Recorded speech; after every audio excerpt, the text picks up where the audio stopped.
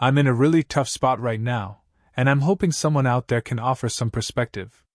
My wife, Megan, she's 39, and I, 40, have been married for 17 years. We've been together since high school, going on 23 years now. I don't have a full picture of what's going on, but here's what I know.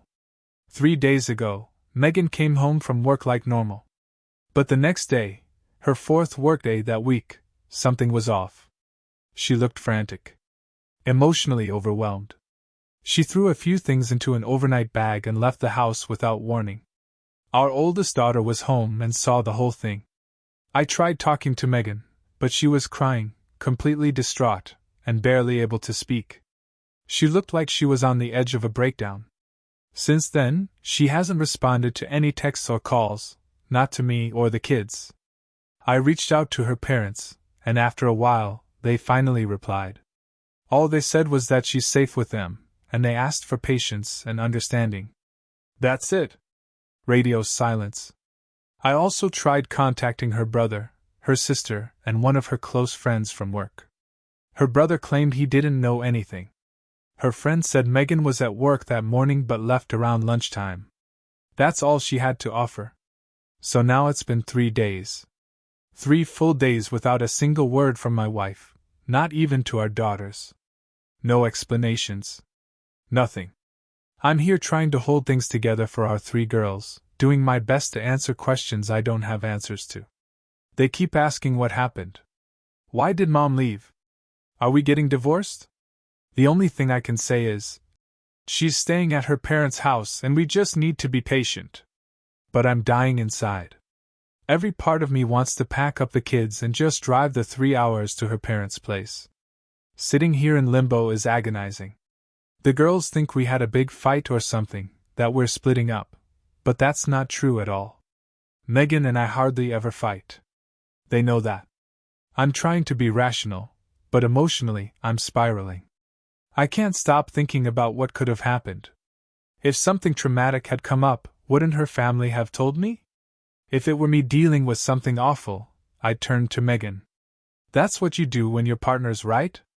We're completely in the dark, and nothing adds up. I'm scared. I'm angry. I'm heartbroken. And above all, I just don't understand how someone can ghost their own family like this. And then, I found out.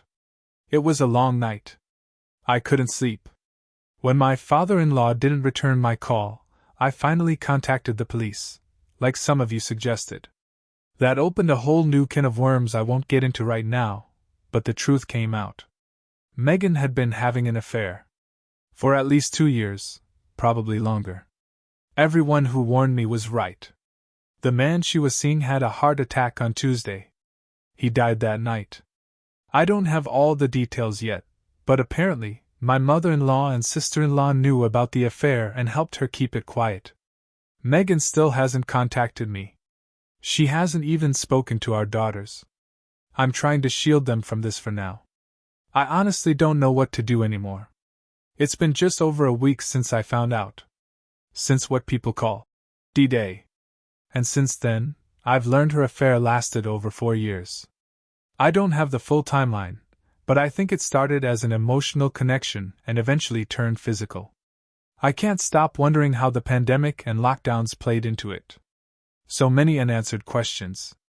Yesterday, my in-laws made a surprise visit to see the kids. Megan came with them, but she only spent about 15 minutes with our daughters. After that, her parents pulled me aside to talk. It was a long, heavy conversation. They told me Megan wants to come home, but she's terrified of the consequences. Her parents wanted to know if I planned to divorce her. They tried to convince me to forgive her, to work things out, to rebuild. They looked ashamed. Embarrassed. But honestly, it felt like they also just wanted her out of their house. We spoke civilly. Respectfully. I told them I wasn't sure what I planned to do. And while that wasn't the truth, because deep down, I've already decided I'm filing for divorce, I knew that telling them now would only make it harder to get real answers from Megan. I want Megan to face me, to sit down and tell me everything. We've been together for 17 years, we've got 3 kids, and a whole lifetime of memories. At the very least, she owes us honesty. I want her to be real, to show our daughters what accountability looks like. I'm not even sure if my approach is the right one, but it's the only thing that feels fair right now. Legally, I can't stop her from coming back home. I spoke to a lawyer, and he made that clear. If she decides to walk through that door, there's nothing I can do to keep her out, even if that's the last thing I want at the moment. The girls and I have worked hard to establish some kind of routine since all this happened, and the idea of her returning just throws everything into chaos again. So I made a difficult request. I told her she could come back, but only if she was willing to sit down with me face to face and answer every question I had about her affair. I also asked that she talk to our daughters. That she apologize and be honest with them, too. They deserve that much. Of course, she doesn't have to agree to any of this legally, but I hoped maybe her fear of facing the consequences would buy us some time. I'm not trying to be manipulative. I'm just trying to hold off on living under the same roof for now, until I've had time to breathe, to plan, and to get my head on straight. There's a mandatory 90-day waiting period for divorce in our state, and I know that eventually, life will push us both back into our routines. We'll have to go back to work, back to parenting, back to everything. But for now, I just wanted to delay that moment, to get my footing. Megan's been texting the girls. She's been apologizing, telling them she doesn't want a divorce. They've shown me the messages. She asks about me constantly. And it seems like, especially over the last couple of days, the reality of what she's done is really starting to hit her. I've been asking myself over and over, was my request unreasonable? Am I handling this the right way? Anyway, yesterday she came home. The whole week leading up to it had this heavy build-up. And when she finally walked through the door, it was nothing like the way things used to be. There was no warmth, no joy. Just awkward tension. In the past, we'd hug and kiss when she came home, even after a few days away. But this time? She went for a hug, and I turned away. I couldn't pretend like everything was normal. Once she settled in, I did what felt natural. I asked her to tell me everything. But she said she wasn't ready. We'd had a phone call earlier in the week where she said the same thing. I reminded her, firmly, that I had made it clear she couldn't just walk back in without talking about where she'd been and what she'd done. Still, she refused. Said she wasn't ready? I did my best to stay calm. I tried not to yell. But I couldn't hold it in. I told her I knew about the affair. That it had gone on for over 4 years. That she had been planning to leave me for him. That she ghosted her own family. And that I wanted a divorce. Her reaction caught me off guard. She looked shocked, not just by what I said, but by how much I knew. She didn't argue. She didn't deny anything. She just stood there, wide-eyed, staring at the floor. We stood in the kitchen like that, in complete silence, for 5 full minutes. Neither of us spoke. It was the most tense, surreal moment I've ever experienced. I didn't know what to do, and she looked like she couldn't even begin to find the words. I'd prepared myself for every possible outcome. I'd read all your comments, taken notes, played out conversations in my head 100 times. But nothing prepared me for this silence. So I started talking. I laid everything out, what I knew, what I suspected, how I thought the affair started, her sister's involvement, how the pandemic might have played a role. I told her all of it. Even my assumptions. She never looked up. Just kept staring at the ground. The more I talked and she didn't respond, the more the anger inside me turned to heartbreak. Eventually, my voice cracked, and I asked her, gently, what I did wrong. Why she pulled away. If she ever really loved me. If he was worth it. She didn't answer. Nothing. No apology. No explanation. No tears. Just silence. And somehow, that silence hurt more than D-Day ever did. I couldn't move. I just stood there, heart pounding, wondering what was left to say. And then things got worse. Our daughters overheard the whole thing. I hadn't thought about where they were in the house. I was so focused on confronting Megan that I forgot to make sure they were out of earshot. Our oldest came downstairs, and she let loose. All the pent-up anger she'd been holding in exploded. She yelled at her mom, really yelled, and Megan didn't fight back. She just walked upstairs and locked the bedroom door behind her. And that's where things are now. Last night, I could hear her crying through the door. For hours. It didn't bring me any peace. I eventually fell asleep, though it wasn't restful.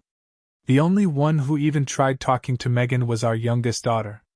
The rest of us, we've just been avoiding her. Honestly, I've been thinking, if I can find the strength, I might suggest she stay at her sister's place until the divorce is finalized. But I keep coming back to the same reality. This is still her home too. We're stuck cohabitating, and it's miserable for everyone. I was wrong about Megan. And all of you were right. I was wrong about the life we built together, the 17 years of marriage, the 23 years of shared memories, and all the milestones we went through as a family. I truly believed that when she came home, she'd be consumed by guilt. That she'd sit down, own up to everything, and come clean about the last 4 years of lies. That she'd apologize, not just to me, but to our daughters too. But that didn't happen. Because, apparently, we're not worth it to her. Maybe we never were. So now what? Today was rough. We all tried to go through the motions like we have the past couple of weeks, but it wasn't the same. It's impossible to pretend everything's normal with this huge weight pressing down on the house. I keep thinking, God, I just want to fast forward through all of this. Past the divorce. Past the awkwardness. Past the fights and forced small talk. Past the cohabitating with a woman I don't even recognize anymore. How do people do this? Especially with kids in the house? I keep reading stories about how it eventually gets better, but I'm nowhere near that point. Not even close. I can't go a single hour without wanting to scream, or just break down sobbing. I'm doing everything I can to stay level for the girls. I tried to keep my voice calm, my words measured, my hands steady. But I don't know if I can do it for 3 more months. School will start before this is over. I guess this is my life now. Thank you to everyone who's reached out. I still don't know if the worst is behind me, or ahead. But I'm grateful for any advice on surviving the next chapter. Truth is, I've been in a bad place ever since Megan came back home, ever since I found out about the affair. I've been pretending for the sake of our daughters, trying to be the steady one, the voice of reason. But tonight, I couldn't fake it anymore. Like so many of you said, the emotions come in waves. And tonight, it hit me like a freight train. I lost my grip for a bit. The divorce papers have been filed, but Megan still hasn't hired a lawyer. I've been trying to handle things delicately, hoping we could manage an uncontested divorce, just keep things as clean as possible. But after tonight, I don't know if that's even possible anymore. During the week, we coexist under the same roof. On Fridays, she heads to her sister's place and stays there until Sunday night. Her job is close by, but her sister lives over an hour away, so we've fallen into this weird routine, one that mostly involves avoiding each other. I've focused everything on my daughters, trying to meet their emotional needs first. But tonight, I cracked. I lost track of where they were in the house, and when I confronted Megan, our oldest daughter heard everything. Again. She came downstairs, lashed out, and Megan ran upstairs and locked herself in the bedroom. And just like last time, I heard her crying through the night. Only our youngest daughter tried to speak to her. The rest of us kept our distance. It's probably for the best. Lately, I've really tried to follow the advice many of you have shared, keeping my distance, staying composed, maintaining self-discipline. I've kept things short and polite when I've had to speak to her, but never more than necessary. I've been civil, respectful. Until tonight. Usually, she's gone before I get home on Fridays. But tonight, she was waiting in the kitchen. I tried to walk past her, but she stepped in front of me and asked, "Is this how you're going to treat me? Just because I'm not ready to talk about the affair?" That was the first time she's even mentioned it in nearly a month. I tried to walk away. Tried to keep calm. But our daughters weren't home. And I just snapped. I unloaded everything I've been holding in. All the frustration. All the pain. All the rage. I raised my voice. I told her exactly what she's done to me, to our kids, to our family. I told her how much it's crushed me, and how every day since D-Day has felt like drowning in betrayal. And then something I didn't expect happened. She broke down. Megan started crying, hard. Not a few tears, but full-on sobbing. For the first time, she actually looked like someone who regretted what she'd done. She just kept saying, "I'm so sorry," over and over. It was this ugly, raw, uncontrollable kind of crying. And as much as I hate to admit it, there was a part of me that felt satisfied. Seeing her hurt like that, finally, it made me feel like maybe, just maybe, she understood the damage. That there was still some small part of her that had compassion. I wish I didn't care. I wish it didn't matter. But I walked away before she could say anything else. I told her to leave me alone. After a while, she left again, headed back to her sister's place. The girls came home about 30 minutes later. They knew something had happened. I wasn't ready to talk about it, not with anyone, especially not the girls. I don't think they need to know everything. The younger two are actually doing better lately, and I don't want to disrupt that progress. And telling our oldest would just pour gasoline on a fire that's already burning. She's been through enough. God, I hate this. I keep replaying the moment in my head and wishing I'd just kept walking, ignored Megan entirely instead of letting her words pull me in. Looking back now, I think maybe she was trying to open up, trying to start a conversation about the affair, but she had no clue how. And of course, I exploded. I blew it. And now, strangely enough, I'm starting to worry about her. I know some of you might roll your eyes or even be angry with me for saying that. And you wouldn't be wrong. She hurt me. She lied to me. She blew up our family. She deserves to face the fallout. But even after all that, she's still a person, and more importantly, she's the mother of my kids. She's been isolated, alone with her guilt, with everyone, including most of her own family, turning their backs on her. That thought hits harder than I expected. It feels like a setback for me, honestly. I was doing better, at least on the surface. But now I'm disappointed in myself. I wish I'd held it together. I talked to my brother earlier and unloaded everything on him too. Poor guy just listened while I ranted. I guess I needed that. I'm hoping I can start fresh Monday. One step at a time. I'm only human, and while venting on Megan felt good in the moment, now I'm just sitting here swimming in regret. Should I text her? Or just let it be? I'm a mess. But thanks for listening, thanks to all of you who've been here, offering advice and support through this. In the middle of all this chaos, there's been one bright spot: we all started therapy. Me, the girls, even Megan. That's something, right? But man, this whole thing is just so hard. So incredibly hard. I've barely had time to get online this week, but I wanted to post an update. I actually considered disappearing from the internet for a while. This past week's been a major step backward. Just awful. Megan hasn't left me alone. Not for a second. She's been clinging, overly nice, constantly apologizing, sobbing, trying to get me to talk. Sometimes I ignore her. Sometimes I don't. Depends on the day. But Wednesday night, I lost it again. She caught me at a weak moment. I told her to leave me the hell alone. And then, last night, it happened. Just over a month since she came back home, she came into my room after the girls had gone to bed and asked if we could talk, really talk, somewhere private. This time it felt different. Not like the half-hearted attempts earlier in the week.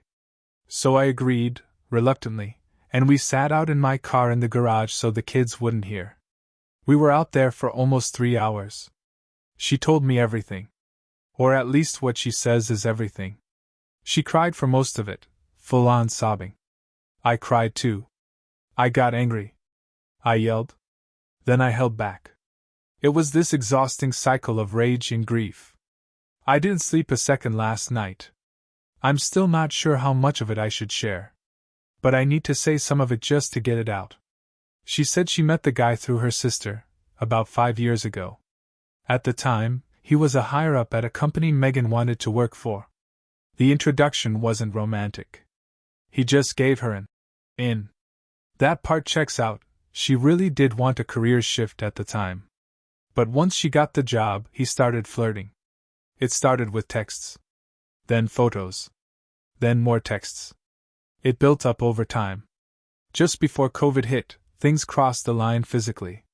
She confessed to her sister back then, said she wanted to come clean to me. But instead, she buried it. She said she tried going no contact after that. But once lockdowns eased up, he reached out again, and she let him back in. That's when the physical part of the affair really took off again. She claimed she ended it a couple of times out of guilt, but she always went back. So the truth is, it never really ended. She even came prepared. Brought a 5-page handwritten timeline of the entire affair. She read through it with me, answering my questions along the way. And yeah, a lot of the things I'd suspected? She confirmed them. She lied about girls' trips, work travel, traffic delays, so many things I never even questioned. The list of lies was endless. And the hardest part? She swears her feelings for me didn't change. That her affection never faded. But it did. Of course it did. Even if I didn't notice it, something shifted. She admitted that much. That our closeness was different, but not enough to raise alarms. She told me she fell in love with him. That he promised her things, expensive gifts, vacations, a future. She started imagining a life without me or the kids. A life with him. She admitted that the routine of our family life bored her. That the excitement, the thrill, of sneaking around with him was just too intoxicating to resist. She was brutally honest. Candid. Emotional. And I hated every second of it. At some point during her confession, I completely lost control. The tears came without warning. Hearing everything spelled out like that, it broke something in me. I don't even know how to describe the pain. I'd imagined this moment for weeks, thought I'd feel relieved when I finally knew the full truth. But all it did was carve a deeper wound. After she was done, Megan said she still loved me. That she wanted to do whatever it took to fix our marriage. I know some of you predicted this moment would come.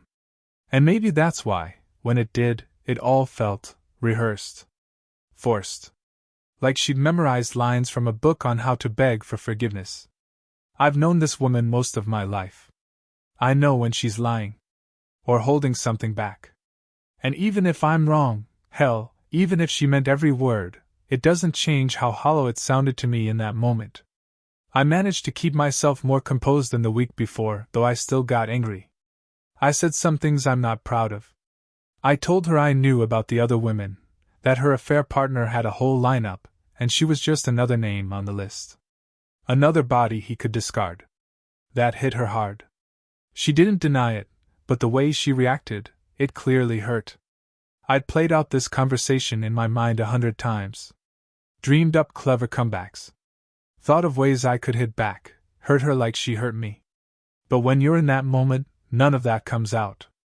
It's just raw emotion. I did manage to ask her one thing I always knew I'd bring up. Is he still alive?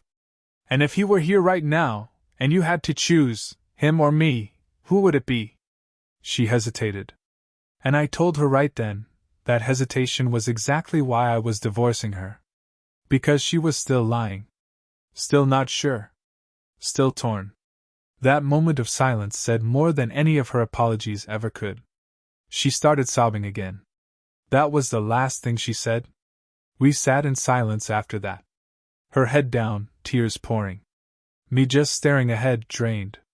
Eventually, I said what I needed to say, that we were getting a divorce. That we owed it to our daughters to be civil, to stay present, and to be good co-parents. And that after everything she put me through, the least she could do was be decent enough to let the divorce be amicable. I ended it with something I read somewhere, something that stuck with me. I'm not a vindictive person. I don't want to hurt her for the sake of it.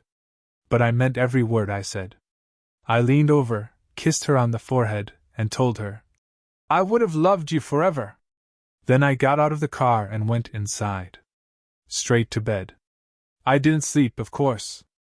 Just stared at the ceiling until morning. And here I am again tonight, wide awake, mind racing. Her window to contest the divorce has passed, so I guess that's something. But I haven't spoken to my lawyer yet. I'm just stuck in this emotional loop of sadness, bitterness, and confusion. Last night gutted me. I honestly don't know if I feel better knowing the truth, or if I would have been better off in the dark. Maybe she lied. Maybe she made it all up to soften the blow. But it all matched what I'd pieced together over the past month, so I guess that's what I have to accept. This whole thing feels never-ending. I'll have a couple good days, start to feel strong again, and then I'm back in the pit. It feels like months have passed, and yet only days have gone by. I'm going to try and get some sleep, though I doubt it'll come. Just imagine the love of your life, the only woman you've ever loved, ever kissed, telling you she cheated on you for over 4 years because she was bored. No talk of falling out of love. No relationship issues. No intimacy problems. Just boredom. I don't know if that makes it better or worse. Thank you all for listening, for being here, and for helping me survive the last few nights. It's been rough. Really rough. Lately, I've been wrestling with another storm inside me. It's about my girlfriend, Rachel, and my best friend, Kevin. And yeah, I know how that sounds. But something feels off, and I can't shake it. The last time we all hung out was at a Halloween party, a small thing, just 5 of us. Me, Rachel, Kevin, and 2 other friends. We drank too much, stayed up late playing video games, the usual. Around 1 a.m., we got hungry, and someone had to do a food run. Rachel was the only one sober, so she offered to drive. I asked Kevin to go with her while I stayed behind to finish a match. They didn't come back until almost 6 in the morning. No texts. No calls. I tried reaching them several times, but nothing. I started drinking again, partly from worry, partly to quiet the voice in my head that already suspected something. When Rachel finally got home, I confronted her. She said Kevin had gotten emotional about his ex, and she pulled over to talk with him until he felt better. It didn't sit right with me. Still doesn't. But I had nothing concrete to go on, so I let it go. Or at least, I pretended to. Fast forward to now, we've got another party planned for my birthday, just after Christmas. Same group. And the thought of them being around each other again has me on edge. We've been together for 5 years. I want this relationship to work. But lately, I've been nervous. Unsettled. I've noticed Rachel texting Kevin a lot more lately. We used to have an open phone policy, but over time, I stopped checking hers. I trusted her. Or at least I did. Now she's always on it, hiding the screen, being secretive. I haven't asked to see it yet, but the doubt is eating at me. Then came Saturday night. She fell asleep, and I gave in. I checked her phone. My heart was pounding like a drum in my chest. I didn't find anything explicitly sexual, no clear signs of cheating, but what I did see, it confirmed what I'd been feeling. They text almost daily. Little, "What's up?" or "How are you?" messages from her to him. Friendly on the surface, but too frequent. Too casual. And then I saw something else. She had vented to him about a fight we had recently. Just a minor disagreement, nothing serious, but it's not like her to share our private stuff like that. Especially not with Kevin. He didn't say anything negative about me. But still, it's a massive red flag. I checked other apps, Snapchat, WhatsApp. Nothing suspicious there. But Rachel's smart with tech. If she wanted to hide something, she could. Her work phone is locked, and I don't have the passcode. I feel like I'm losing my mind. Everything felt great just a few weeks ago. And now I'm questioning everything. Is it just paranoia? Is she being a good friend? Am I just overreacting? I don't want to confront them directly, not yet. I'm worried if I say something, they'll just get better at hiding it. I need the truth. I'm willing to wait for it. and I'll be watching closely at the party. I'll stay sober this time, just like a few of you suggested. I've learned not to ignore my gut anymore. I don't care if Kevin's my best friend, Rachel shouldn't be confiding in him about our fights. Not like that. Lately, I've been trying to stay busy. Hitting the gym more, meeting up with coworkers for pickup games, anything to keep my head clear. It's helped. A bit. At least I don't feel completely buried in my own thoughts. But then, yesterday happened. It was the day before Christmas Eve. I switched up my usual routine and came home a few hours early after a workout. When I walked in, Rachel was in the kitchen, following a recipe on her phone. She greeted me like everything was normal. And then I saw it, her phone, sitting on the counter, lighting up with a message from Kevin. She didn't notice as I picked it up. The screen wasn't locked. I opened the message. My worst fears were confirmed. They'd been sending explicit photos. Sexting. I didn't need to scroll for more proof. It was right there. I looked at her, held up the phone, and asked, "What the hell is going on?" She froze. And I could tell by the look on her face, she knew exactly what I'd seen. She didn't even try to deny it. Just jumped into damage control, saying it was stupid, that she got carried away because Kevin was giving her attention, that she didn't mean for it to go this far. This was my best friend. I asked her how long this had been going on.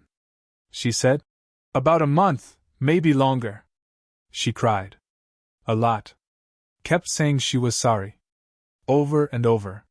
Then I pressed her about that Halloween night. About what really happened then. I couldn't believe a word she said anymore.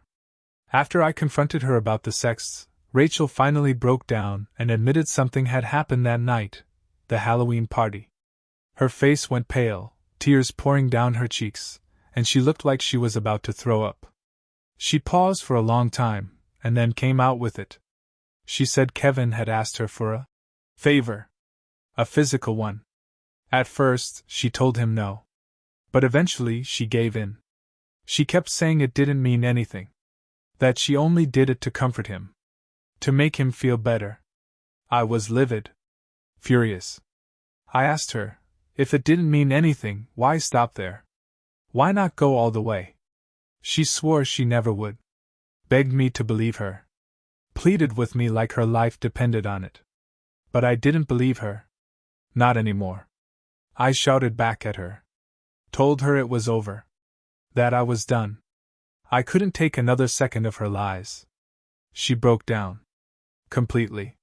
Started sobbing uncontrollably, grabbing onto my arm like she could somehow physically hold on to the relationship slipping through her fingers. I pulled away. I told her to get out. To leave my apartment. It wasn't easy. She kept stalling, kept begging, but eventually, I got her out the door. Since then, I'd been flooded with texts and calls, messages full of apologies, pleas for another chance, promises to do better. But none of it changes the fact that she crossed a line that I can't come back from. Everyone says to brace yourself for betrayal. That it can happen to anyone. But no one tells you how much it actually destroys you when it's real. When it's your person. The one you trusted most. And I didn't mention this before because I could barely admit it to myself, but Kevin isn't just my best friend. He's my cousin too. Yeah. Let that sink in. I still love Rachel. That's the worst part. But I can't forgive this. I just can't. 5 years gone. Just like that. And I'm left here trying to make sense of what's left. Christmas Eve used to be a big thing. We go to her family's, open gifts, eat, laugh. Not this year. I stayed home.